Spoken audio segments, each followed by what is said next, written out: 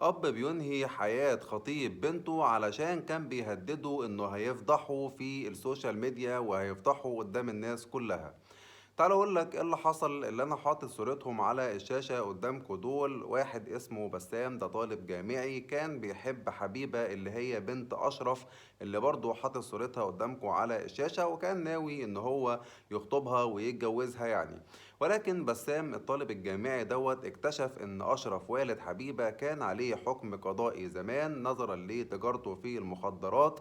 ولكن أشرف كان قدم شهادة وفاة وزور في البطاقة وفي الأوراق الرسمية بتاعته علشان كان عايز يهرب.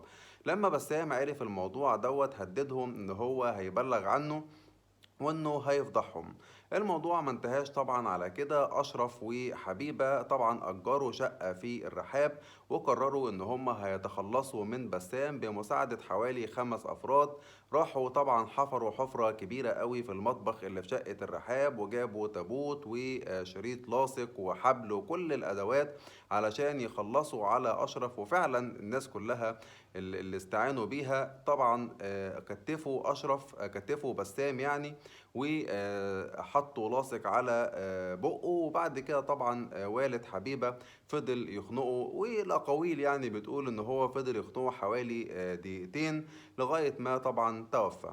طبعا ربنا يرحمه ويغفر له ويجعل مثواه الجنة. انتوا بقى قولوا لي في كومنتات ايه انسب جزاء ياخدوا مجموعة المجرمين دول.